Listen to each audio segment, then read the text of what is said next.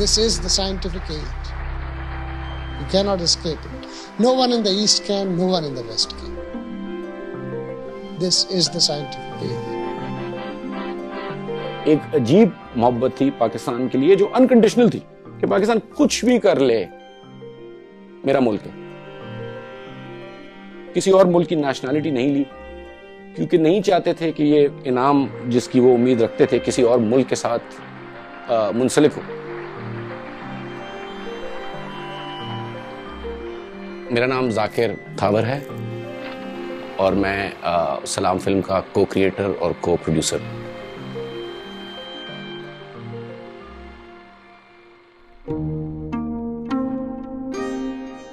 والد کو خواب آیا تھا کہ تمہارے گھر بیٹا ہوگا, اس کا نام رکھنا عبدالسلام. یہ بچہ ہے وہ بہت اپنا نام روشن کرے گا. سلام صاحب بہت ذہین تھے, بہت زیادہ ذہین. جب وہ 14 سال کے تھے انہوں نے میٹرک میں ریزلٹس میں ٹاپ کیا. جب وہ سائیکل کر کے واپس آ رہے تھے تو دوپہر کی شدید گرمی کے باوجود وہ کہتے تھے کہ پورا گاؤں باہر آ گیا تھا میرا استقبال کرنے.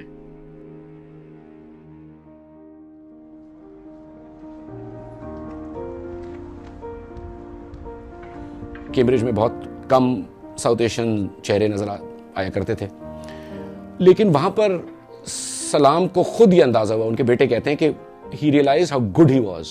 اور کیمبرج میں جا کے ان کو واقعی محبت ہوئی میتھ سے اور فزکس سے. I am a theoretical physicist and we theoretical physicists are engaged on the following problem.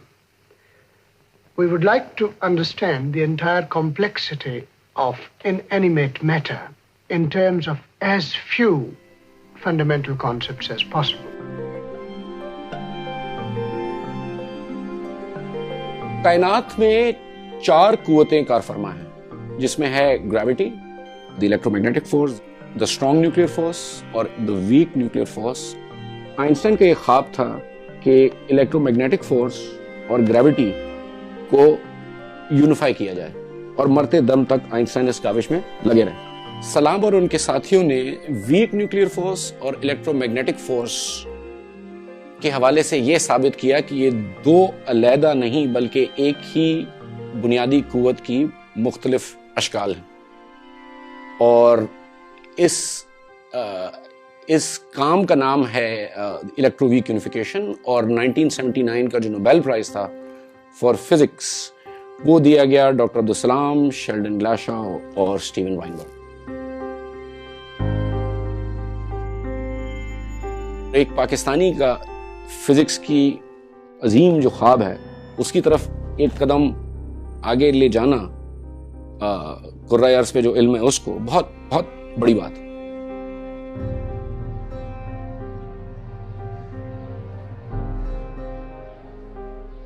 سلام صاحب جب گورنمنٹ کالج لاہور میں پڑھا رہے تھے تو ان نے بہت زیادہ انٹلیکچوئل آئسولیشن کا سامنا کرنا پڑا. کوئی سائنسدان نہیں تھا دور تک جس سے وہ بات کر سکے. It became quite clear to me that either I must leave my country or leave physics. And with great anguish I chose to leave my country. اور انہوں نے کہا جب مجھے پاکستان چھوڑنا پڑا تو میں نے اپنی ذات سے یہ فیصلہ کیا تھا کہ میں آئندہ کسی پاکستانی یا کسی ڈیولپنگ کنٹری کے سائنسدان کے ساتھ یہ نہیں ہونے دوں گا کہ اس کو اپنے پروفیشن اور اپنے ملک کے بیچ میں فیصلہ کرنا پڑے کہ میں کس کو ترجیح دوں. اس سوچ نے ڈاکٹر سلام کو international centre for theoretical physics بنانے پہ صرف راغب کیا. نوبیل لوریٹس لا تعداد وہاں سے گزر چکے ہیں, کوئی hundreds of thousands of physics کے اسٹوڈنٹس وہاں سے گزر چکے ہیں.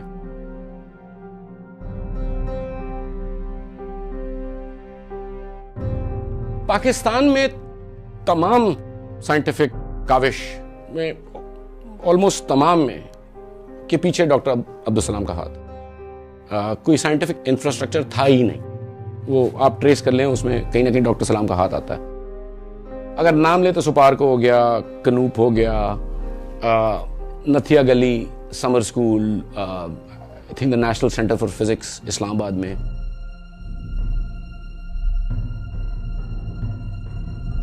سلام صاحب کی بالکل انوالومنٹ پاکستان کے نیوکلیئر ویپنز پروگرام میں.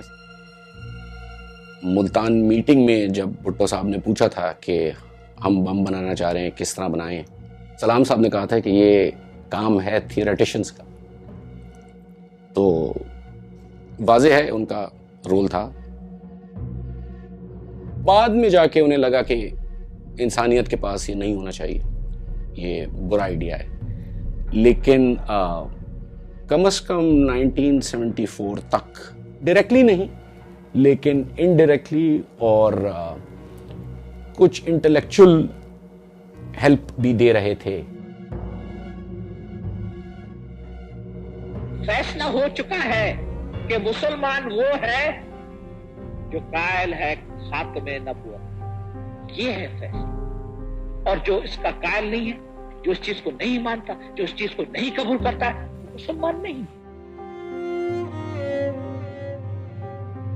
سپٹمبر 7 1974 سو ڈائری انٹری ایک سلام صاحب کی کہ ڈکلیئرڈ نان مسلم کی ناٹ کوپ.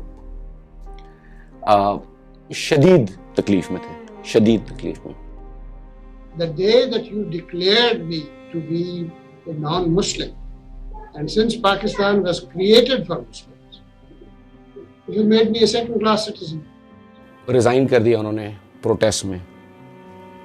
سائنس ایڈوائزر, سائنسی مشیر تھے بھٹو صاحب کے.